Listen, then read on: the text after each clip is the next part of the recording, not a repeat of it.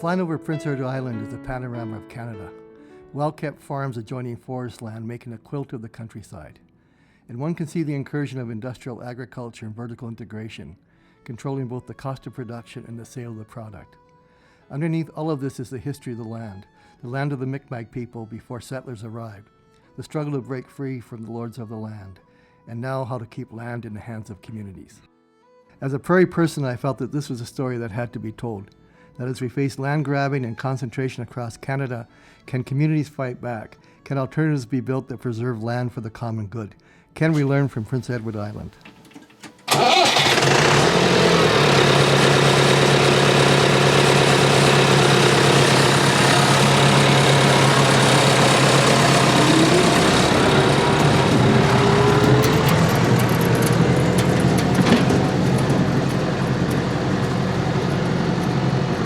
So what keeps you here? Oh, I just keep working. There's always lots to do down. The land's been with your family for a long time. Yeah, it's been in a number of generations. The place is probably cleared and the house built by great-grandparents.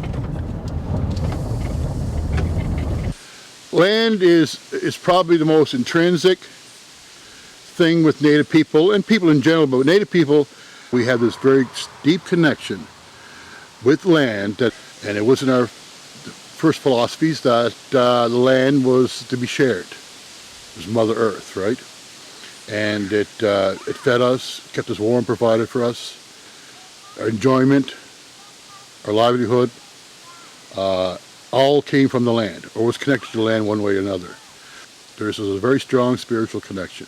Land is so precious, and the thing is, they're not making it anymore, or any more of it. I just look at the land as not just dirt to sweep off the kitchen floor, but it's something that's borrowed from our children and grandchildren, and it's just ours to use. It's just being bought up by big outfits, and I was just counting up. In the community I grew up in was a farming community. There were, I can count 23 family farms. There were.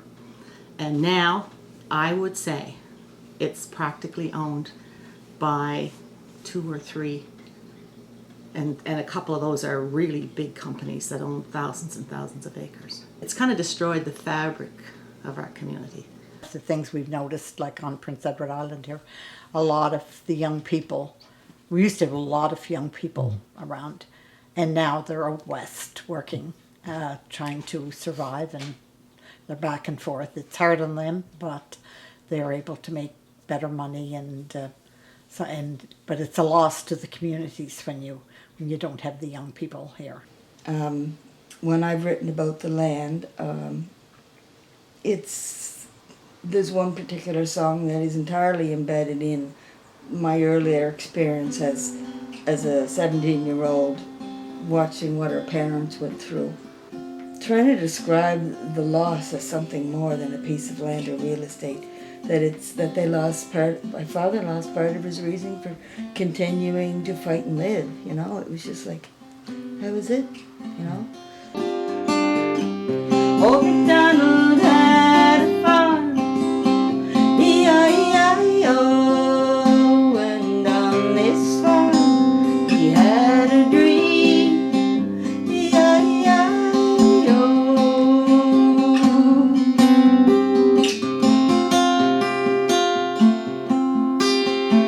House of Fun, 82, there's nothing more that they could do. They were beaten, broken, distant. They packed it up on a winter's day, their trust-rusted dreams unfrozen clay. She closed her eyes, he couldn't turn away. Old MacDonald had a farm, E-I-E-I-O, and on that farm he had a dream. The struggle over land and the struggle against industrial agriculture has gone hand in hand. In 1969, the Federal Task Force Report on Agriculture released a report that called for elimination of 2/3 of the farms of Canada and land in hands of fewer and fewer people. Prince Edward Island was to showcase a development plan that reflected this direction. The Task Force on Agriculture was actually put into operation in PEI within months.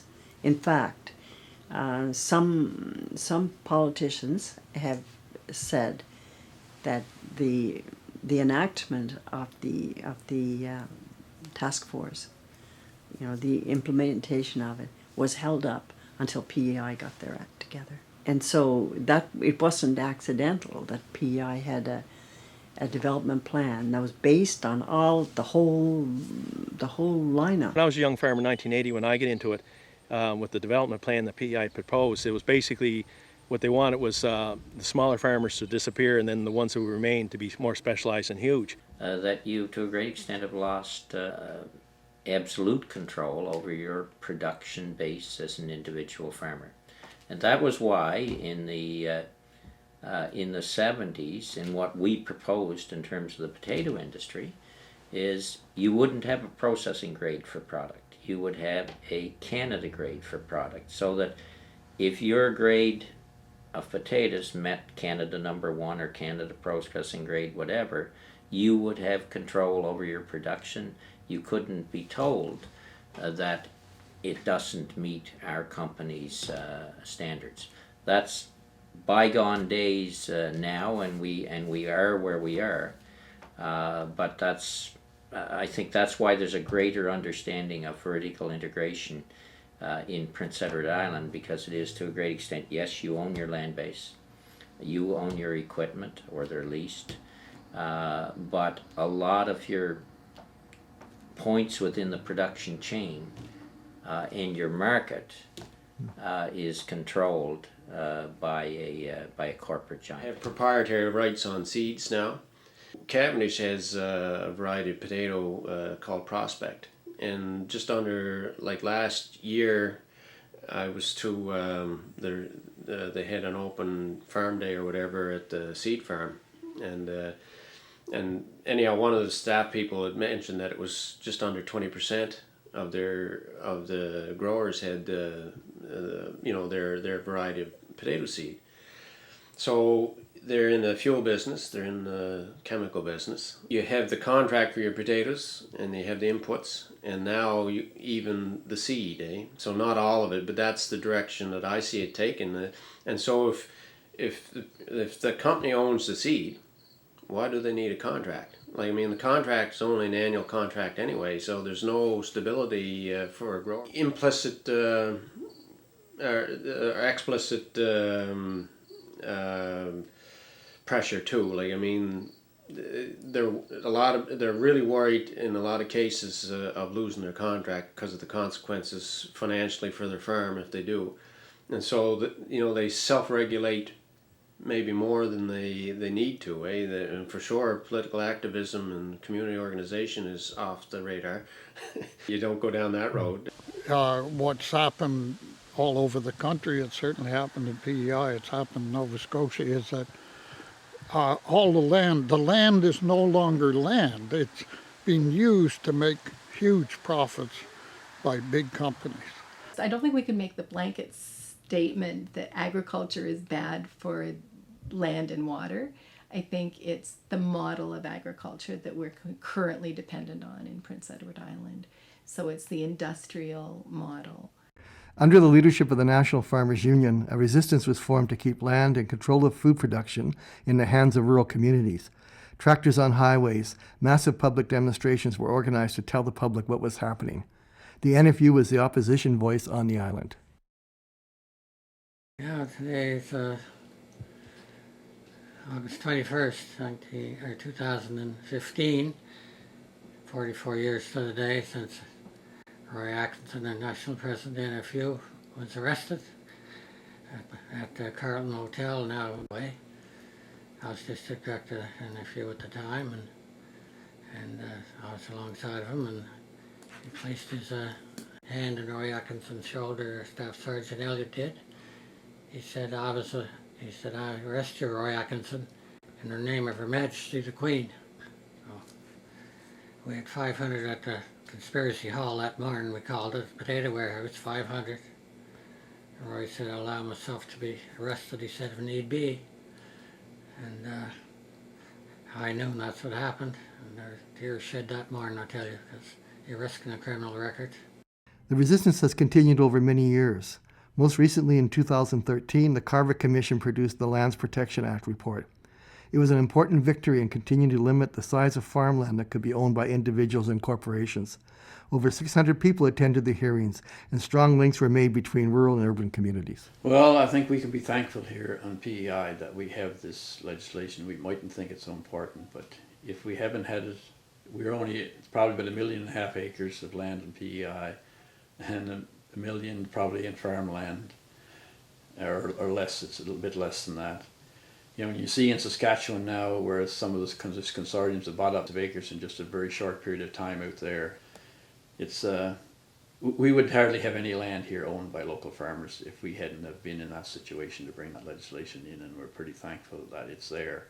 Things are not as you really want to see them, but at least we have this on our side, and that's why they were so interested in getting it out of the way. And all this, buying this land back in the late 70s and early 80s, it was quite a pretty big move at the time to buy acreage, and it wouldn't take it very long before we would have been totally owned by a corporate and foreign interest. And because of our beaches and our shores, there was a lot of interest in from off island. And there are quite a few here that have bought up a lot of shore frontage, but were able to put a limit on the amount that they could buy also.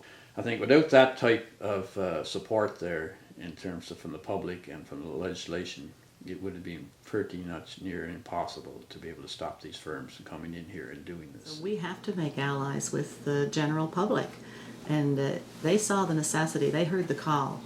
I attended a meeting, and I sort of put out that call at that meeting, and the lady said, we heard that clarion call that we need to get involved, and that group has a lot of other groups involved with it, and they were very helpful in going to these round the country sessions and helping to get the word out. There's not enough farmers now left to make a difference, but we get the general public, the rural, the non-farming people that live in the country and the city folk, if we get them on board, I think they'll listen to that. They'll have to at least every 4 years. Islanders remain active in monitoring and enforcing the Lands Protection Act. Recent changes in land rules have caused for concern. For example, increasing discounting of land that is leased to contract growers will allow abuse of the Act's intent by large and corporate landholders. We're in alliance with a number of other organizations in looking at these issues. All these issues are related in terms of the Deep Water Well, the Land Act, and the Lands Protection Act in terms of crop rotations and with the acreage limitations. They're all very related, and we're now involved in 2 coalitions of about a dozen organizations that are constantly monitoring and making presentations. To understand Islanders' capacity to organize and make change, we must pause and look at their history. Their history has reflected a resilience that has gone back for 250 years on the island and informs their struggles over land and water today. For the Mi'kmaq, resistance was part of the colonial history that led them to being dispossessed of most of their land. The Mi'kmaq had given the island the name Apakwaite, meaning cradled on the waves. In the days of the great flourishing of the Mi'kmaq, the island was covered by rich forests. We had beautiful hemlock, beautiful beech and maples, and but they were all cut down for the shipbuilding. There was game, fish, and shellfish for food. With their homes placed in rows along the river's edge, families worked together. They socialized by storytelling and games. The Mi'kmaq kept their history and stories alive today. The Mi'kmaq lived in harmony with nature. Many missionaries and explorers owed their lives to the Mi'kmaq's benevolence, compassion, and ability to survive in the natural environment. Among those benefiting from the Mi'kmaq support were the Acadians, who experienced deportations at the hands of the British. After the Acadians and the Mi'kmaq were here, Mi'kmaq of course have been here for years. The Acadians then settled in with the Mi'kmaqs in the 1600s and 1700s as some of the first settlers here. But the British then ended up defeating the Acadians in one of these different wars on the island, and what they did at that time, they loaded the Acadians in boats and shipped them off the PEI. After the deportation, a lot of Acadians were deported from the island, and a lot of them had to try to were in hiding, and if it hadn't been for the Mi'kmaq community, they wouldn't have survived.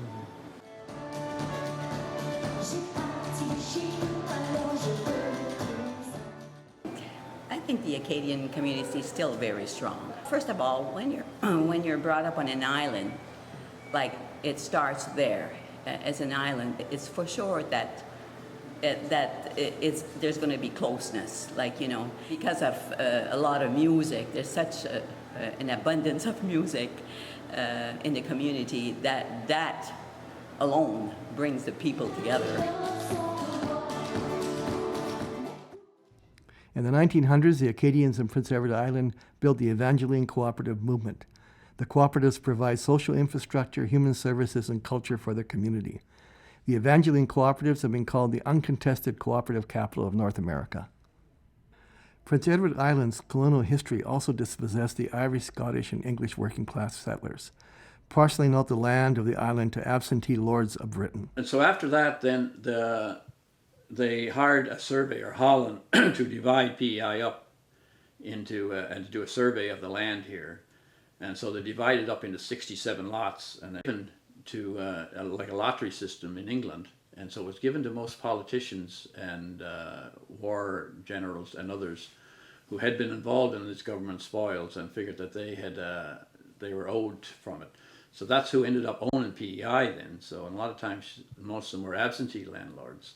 It ended up in a very 100-year history of really trying to get the land back from the landlords, because it was in pretty rough conditions that most of the tenants had to live on. But the lessons that we learned from that historical struggle where the tenant farmers basically decided they wanted to control their own land, the land that they farmed, the land that they worked on, and that was their struggle.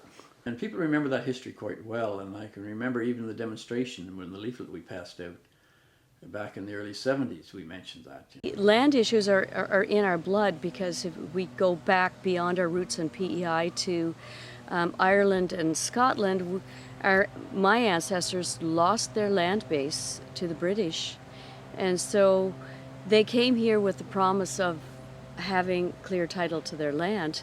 And then when they got here, discovered that it had been divided into lots and given away to British landlords once again. Fueled by the memory of the resistance to being robbed of land, current islanders see working together and building community as their way to go forward. In some of the poems that we talked earlier about Milton, he's talking about how the independence there is there in terms of a lot of islanders and how it's been developed over a period of years, you know, in terms of the character from being able to be independent, not being able to be ruled by somebody else, and have that lifestyle and a lot of the folk songs and tradition and socials and what we call folk festivals today, you know, as to be part of our culture and part of our livelihood, you know. So that was strong there, I think, in rural PEI, and it's a reflection of the type of community that had been built. A lot of people are still committed to storytelling and songwriting and using song as a way of expressing their deep experience of being on Prince Edward Island and what that means and our long tradition here. We're running a big surplus in social capital here in PEI. If we could take that to the bank, we'd be in great shape. I think one thing that happens a lot in Prince Edward Island, the issues of democracy, land, water, environment, I think, and our sort of as people, our right to be involved in any decisions that have an impact on the place that we live in. Building community means reconciliation with the island's First Nation and Métis people. I understand that there were people here before we came here. I understand that our sort of access and right to the land was a right taken by somebody from somebody else. And I understand, though, that those emotions and that connection to the land runs true for us. It runs true for the Micmacs. It runs true for all of those people who came before us. And I think we owe it to all of us, and we owe it to this land, to understand that connection and to work with each other. Actually, it's going back to almost the way it has to be done. It's almost like returning to the original creed. based on the philosophy of sharing. Like I say, we got to build a team, sharing, instead of just a small group benefiting, everybody benefits. It hurts as a Métis woman. It's sad to see the land that's like being put on a plate and carved up and put on a plate and given out to the largest bidders. It cannot be left just for the Aboriginal people to be the solution. There has to be more people involved. It's non-Aboriginal people as well as the Aboriginal peoples do have to work together. A vision and alternatives are forming that would keep people on the land and producing good food and building healthy communities. It's going to be the smaller ones looking at agroecology, looking at ways in which these smaller farms are much more productive. Diversified operations, building your own compost and manures. You don't have to rely upon outside inputs for the farm operation. Farm families are seeking ways to maintain their viability for the next generation. That's my hopes, to have a family-run farm. I would almost consider the land to be a part of the family because it's been around in it longer than any of us have, a sense of home. There is a recognized role for young farmers, both men and women, learning from past generations and organizing a community-based agriculture for the future. It's so encouraging. I know last year at the National NFU Convention there were a lot of young farmers there, and it's really encouraging to see that and to see the energy and new ideas that they have. I just hope they'll be able to make it. Once again, in the face of no organized marketing system and guarantee price for their crops or whatever they're growing, it's difficult. And it's hard for them to get land too, because who can afford to buy thousands and thousands of acres?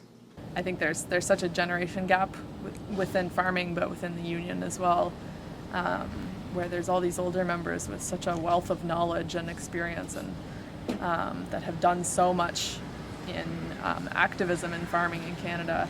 There's a 20-year gap where there's people missing, and then there's all of us young people coming in now that don't come from farming families, and we don't have parents or grandparents to teach us those lessons. So I think really need to connect with those older members more as much as we can and learn what they have to give us. I would love to see an agriculture that's much more localized, and it seems like what young people are doing now is direct marketing with CSAs and farmers markets, and it's just growing exponentially. And people in that discussion were saying a lot about the power of corporations and so on, but really it's people that give corporations that power by spending their money on their products, and we can make a choice to spend money on local products instead, and you're seeing more and more people make those choices. I think that PEI is a good test ground for small family farms to make a go with it.